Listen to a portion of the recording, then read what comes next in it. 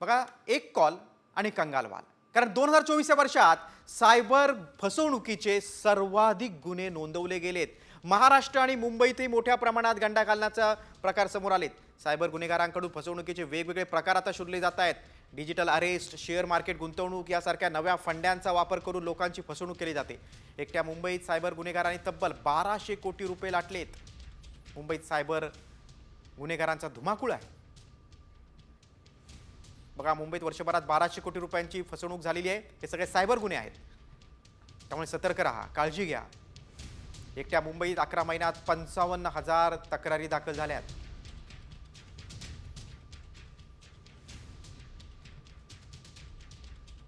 Share market गुंतवणूक, digital arrest, ब्लॅकमेलिंगचा नवीन fund आहे. Cyber गुन्हेगारांकडून सामान्यांच्या आयुष्यभराच्या कमाईची लूट केली जाते. सायबर गुन्हेगारांकडून वापरण्यात येणारी 6500 सिम कार्ड आता बंद करण्यात आली आहेत. सायबर क्राईमचा भस्म्या पॅन्डेमिकचं रूप घेतलेलं आहे त्याने. तो एवढा मोठा झाला आहे की सर्वात मोठा गुन्हा म्हणून आज त्याच्याकडे बघण्यात येत आहे. कारण बाकी कुठचेच गुन्हे ह्या मुंबई शहरात, ह्या महाराष्ट्र प्रदेशात होत नाही आहेत. तर फक्त आणि फक्त सायबर क्राईमचे गुन्हे होत आहेत. आणि दुःख आणि व्यथा म्हणजे की हे सगळे सायबर क्राईमचे गुन्हे आहेत, त्यांची FIR सुद्धा होत नाही. बघा, सायबर गुन्ह्याची व्याप्ती किती मोठ्या प्रमाणात आहे ते आपण पाहिलं. आता याच संदर्भातलं आपण एक रिपोर्ट पाहणार आहोत. तुम्ही ऑनलाईन शॉपिंग करत असाल तर सावधान. कारण वर्ध्यामध्ये ऑनलाईन शॉपिंग करणं एका महिलेला चांगलंच महागात पडलंय. 900 रुपयांचा ड्रेस खरेदी करताना महिलेला तब्बल 1 लाख रुपयांचा फटका बसलाय. पाहूया नेमकं काय घडलंय.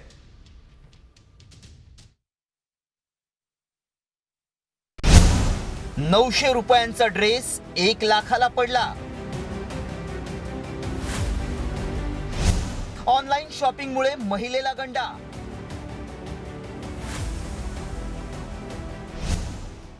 बँक अकाउंट मधील लाखभर रुपये गायब. सायबर गुन्ह्यांची संख्या मोठी वाढली आहे. 2024 या वर्षात सायबर फसवणुकीचे सर्वाधिक गुन्हे नोंदवले गेलेत. केवळ मुंबईत 11 महिन्यात 55,000 तक्रारी दाखल झाल्यात. ऑनलाईन शॉपिंग साईटची संख्या वाढली आहे. तुम्ही पण डिस्काउंटला भुलून ऑनलाईन शॉपिंग करत असाल तर सावधान. आम्ही असं का म्हणतोय, त्यासाठी वर्ध्यातली ही घटना पहा. म्हसाळा इथं राहणाऱ्या राखी विठ्ठल रघाटाटे यांनी एका ऑनलाईन साईटवरून 997 रुपयांचा ड्रेस खरेदी केला होता. मात्र तो ड्रेस त्यांना आवडला नसल्यानं त्यांनी तो परत केला. त्यासाठी त्यांनी कस्टमर केअर क्रमांकावर कॉल केला. तिथूनच त्यांच्या फसवणुकीला सुरुवात झाली. तर त्या Amazonवर गेले असता कस्टमर केअरचा नंबर घेतला असता त्यांनी. ते एक नंबर दिला आणि WhatsAppवर जायला सांगितलं. WhatsAppवर गेले असता त्यांनी APK फाईल डाउनलोड करायला सांगितली. त्यानंतर मी ती डाउनलोड केली आणि डाउनलोड केल्यानंतर 85 माझ्या HDFC बँकेच्या खात्यामधून आधी 85,000 आणि लगेच 15,000 अशी एकूण 1 लाख रक्कम ही माझ्या HDFCच्या अकाउंटमधून डेबिट झाली. ऑनलाईन फसवणूक झाल्याचं लक्षात येताच या महिलेनं सायबर पोलीस ठाण्यात तक्रार दिली आहे. ऑनलाईन शॉपिंग करताना कोणती काळजी घ्याल ते देखील पाहूयात. सुरक्षित वेबसाईटवरून खरेदी करा. वेबसाईटवर कधीही तुमचं पेमेंट किंवा डिटेल्स सेव्ह करू नका. वस्तूवरील गॅरंटी आणि वॉरंटी नक्की पहा. वस्तू रिफंडचे नियम तपासून घ्या. कंपनीच्या कस्टमर केअरला कॉल करताना सतर्क राहा. कस्टमर केअरचा अधिकृत नंबर असल्याची खात्री करा. बँकेचे details, OTP, pin, password share करू नका. वर्षभर कोणत्या तरी निमित्तानं शॉपिंग साईटवर आकर्षित योजना असतात. ब्रँडेड वस्तू कमी दरात मिळत असल्यामुळं ग्राहकांना भुरळ पडते. मात्र हा मोह तुम्हालाही महागात पडू शकतो. त्यामुळे सगळी काळजी घेऊनच ऑनलाईन खरेदी करा किंवा थेट दुकानात जाऊन निर्धास्तपणे खरेदीचा आनंद लुटा. चेतन व्यास, साम TV न्यूज, वर्धा. वर्ध्यातल्या बातमीवरचा आपण खास रिपोर्ट पाहिला. आता वळूया संभाजीनगरकडे. तिथे कंत्राटी कर्मचाऱ्यांनी तब्बल 21,59,00,000 रुपये हडपल्याचं समोर आले. क्रीडा संकुलाच्या विकासासाठी स्थापन केलेल्या समितीच्या बँक खात्यातील हे पैसे त्यांनी लाटले. या प्रकरणी पोलिसांनी आता 2 आरोपींना अटक केली आहे. त्यांनी खोटी कागदपत्र जोडून सरकारी निधी स्वतःच्या खात्यात वळती केलाय.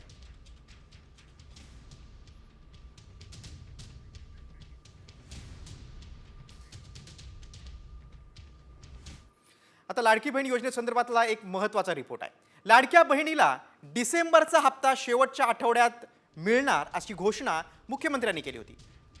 मात्र सरकारनं याबाबत कोणत्याही हालचाली केलेल्या नसल्यामुळे आता हा हप्ता नव्या वर्षातच मिळणार की काय असा प्रश्न निर्माण झालाय. नव्या वर्षात लाडकीची संक्रांत गोड होणार का आणि दोन्ही हप्ते एकत्रच मिळणार का यावरचा हा विशेष रिपोर्ट. लाडकीला डिसेंबरमध्ये हप्ता नाहीच. डिसेंबरची ओवाळणी नवीन वर्षातच. जानेवारीत संक्रांत गोड होणार. राज्यातील गरीब महिलांना आर्थिक आधार देण्यासाठी मुख्यमंत्री माझी लाडकी बहीण योजना सुरू करण्यात आली. या योजनेअंतर्गत पात्र लाभार्थ्यांना दरमहा 1,500 रुपये देण्याचं जाहीर केलं. या योजनेअंतर्गत नोव्हेंबरपर्यंतची रक्कम मिळाली आहे. त्यामुळे डिसेंबरच्या हप्त्याची सगळ्यांनाच प्रतीक्षा आहे.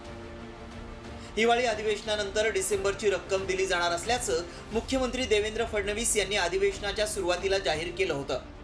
मात्र डिसेंबर महिना संपत आला तरी बहिणींना अद्याप ओवाळणी मिळालेली नाही. त्यामुळे सरकारच्या निर्णयाकडे बहिणींचं लक्ष लागलंय. 1,500 रुपयांचा हप्ता जमा होण्यासाठी आणखी काही दिवसांचा कालावधी लागण्याची शक्यता आहे. डिसेंबरच्या हप्त्याबाबत मुख्यमंत्री काय म्हणाले होते पाहूया. कोणतीही शंका मनात ठेवू नका.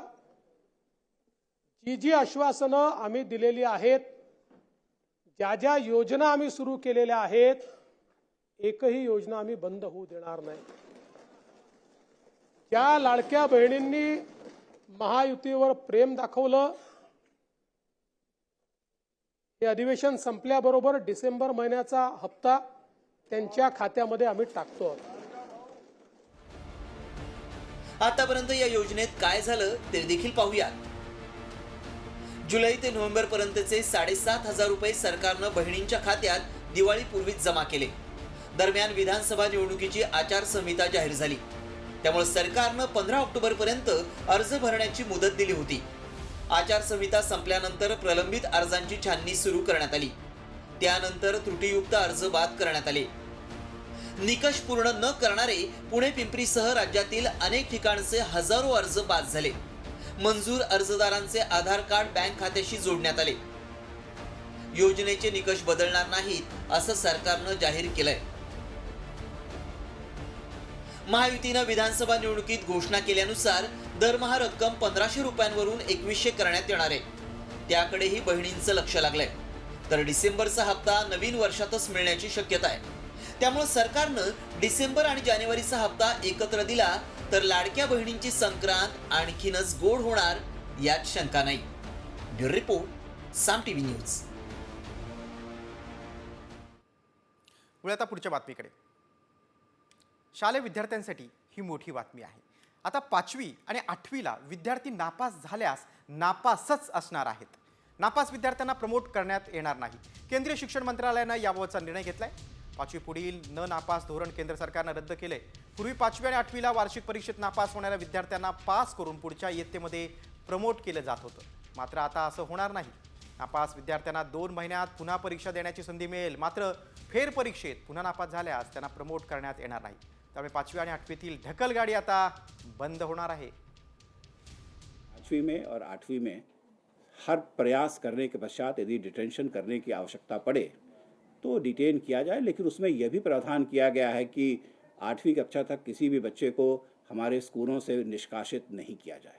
वास्तविक पाहता आपण जर पाहिलं असेल तर गेल्या काही वर्षांमध्ये विद्यार्थ्यांना फेल करण्याचं जी पॉलिसी बंद केली होती तेव्हापासून विद्यार्थ्यांचा शैक्षणिक दर्जा खूप प्रमाणात ढासळलेला आहे. आणि हा दर्जा जर आपल्याला वाढवायचा असेल तर निश्चित पास हा एकच पर्याय तिथे असू शकतो. दुसरं म्हणजे पास आणि फेल याचा खरा अर्थ असा आहे की मुलांना शिकवल्या गेलेले सगळे कन्सेप्ट त्यांना समजले आहेत की नाही. जर कन्सेप्ट समजले असतील तर त्यांचा पाया भक्कम होईल आणि पाया भक्कम झाला तरच त्यांना त्यांच्या भविष्यासाठी या सगळ्या गोष्टींचा उपयोग होईल. म्हणून आम्ही सर्वजण ह्या निर्णयाचं स्वागत करत आहोत. बघा, आता 5वी आणि 8वीतील ढकलगाडी बंद होणार आहे. 5वी 8वीला जर तुम्ही नापास झालास तर तुम्ही नापासच राहणार. नापास विद्यार्थ्यांना याच्यापुढे आता प्रमोट करणार नाही, म्हणजे पुढच्या वर्षात पुढच्या वर्गामध्ये ढकललं जाणार नाही. 5वी पुढील न नापास धोरण केंद्राकडून रद्द करण्यात आले. आता नापास विद्यार्थ्यांना पुढच्या इयत्तेत ढकललं जातं. आता नापास विद्यार्थ्यांना 2 महिन्यात पुन्हा परीक्षा द्यावी लागेल.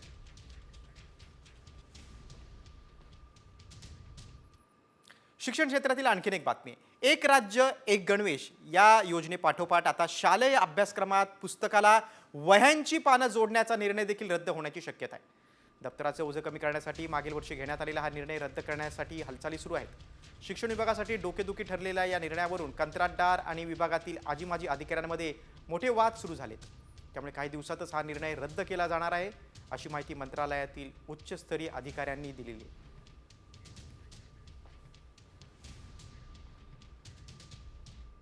आता पुढच्या बातमीकडे.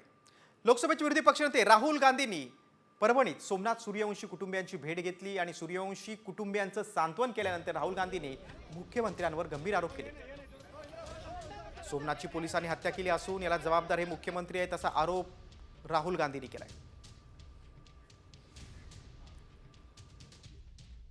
पुलिस ने इनकी हत्या की है.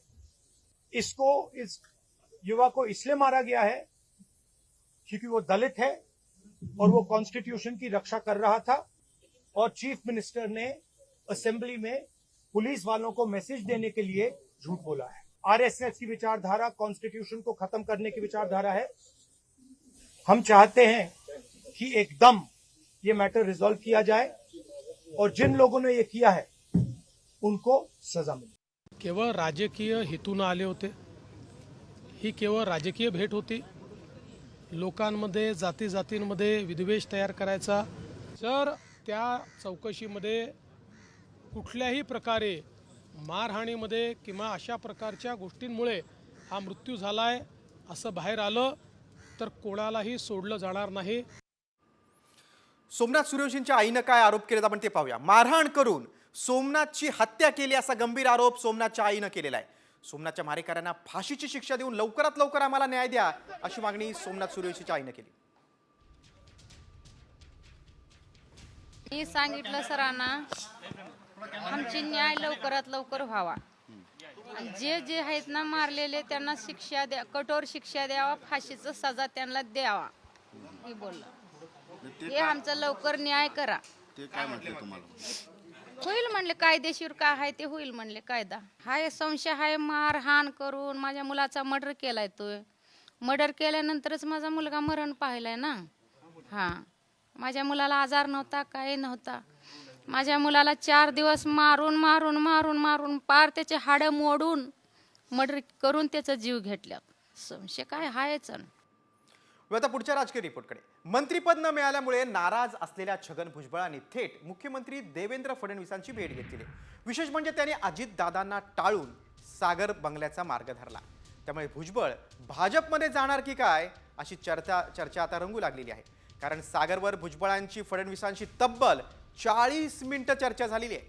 पाहूयात याच बैठकीची इनसाइड स्टोरी. छगन भुजबळ दादांची साथ सोडणार? भुजबळ भाजपसोबत जाणार? सागर बंगल्यावरील बैठकीची इनसाइड स्टोरी. मंत्रिमंडळात स्थान न मिळाल्यानं नाराज असलेले अजित पवारांच्या राष्ट्रवादी काँग्रेसचे नेते छगन भुजबळांनी ओबीसी समाजातील संघटना, आघाड्या, संस्था यांच्या सभा बैठका घेतल्या. एवढंच नव्हे तर त्यांनी अजितदादांना न भेटताच थेट मुख्यमंत्री फडणवीसांचा सागर बंगला गाठला. त्यामुळे सर्वांच्याच भुवया उंचवल्या.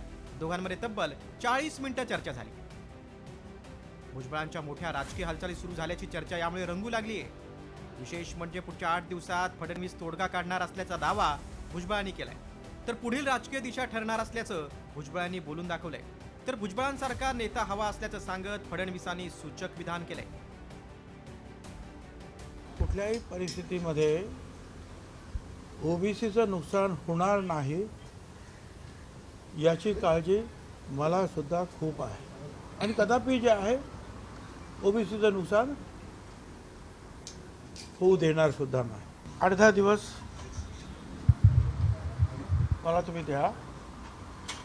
8-10 दिवसानंतर आपण पुन्हा भेटू आणि निश्चितपणे जे आहे काय ते एक चांगला मार्ग जे आहे याच्यातून निश्चितपणे आपण शोधून काढू.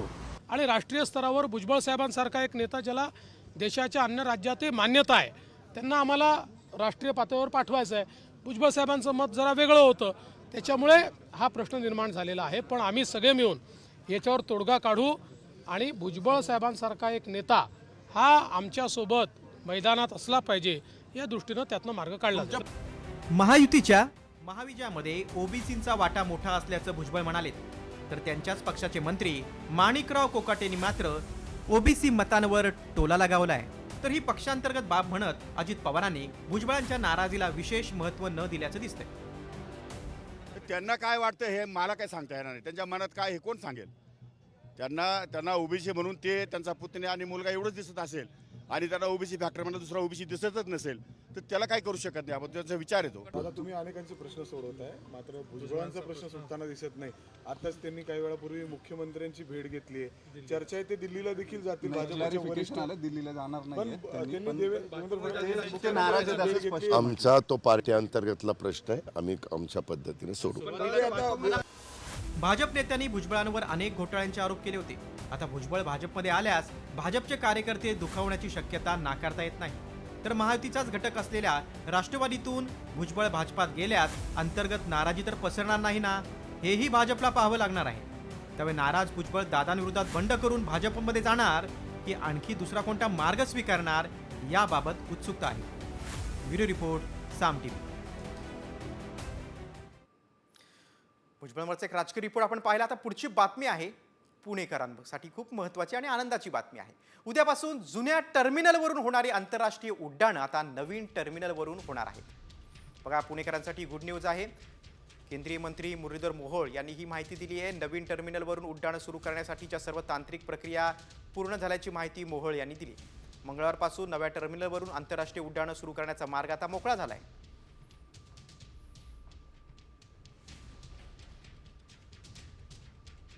पुढच्या बातमीकडे.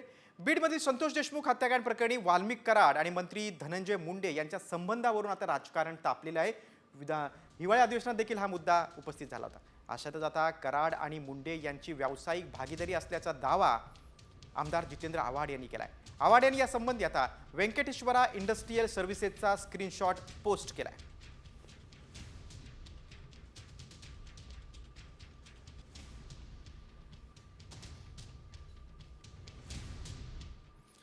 अपघाताची बातमी आता पुण्यातून. भरधाव डंपरनं 9 जणांना चिरडलेलं आहे, ज्यात 3घांचा जागीच मृत्यू झालाय. मृतांमध्ये 2 बालकांचा समावेश आहे. वैभवी आणि वैभव अशा 2 वर्षांच्या सख्ख्या भाऊ बहिणींचा मृतांमध्ये समावेश आहे. या अपघातात 6 जण जखमी झाले, त्याच्या 3घांची प्रकृती चिंताजनक आहे. रात्री 12:30च्या सुमारास वाघोलीतल्या केसनंद फाट्यावर ही दुर्घटना घडली. मद्यधुंद अवस्थेतल्या चालकानं डंपर थेट फुटपाथवर झोपलेल्यांच्या अंगावर चढवला. हे सर्व कामगार होते. अमरावतीमधून मजुरी करण्यासाठी हे कामगार पुण्यात आले होते. फुटपाथवर 12 जण झोपले होते. डंपर चालक गजानन तोटेवर याच्यावर आता सदोष मनुष्यवधाचा गुन्हा दाखल झालाय. त्याला अटक करण्यात आली.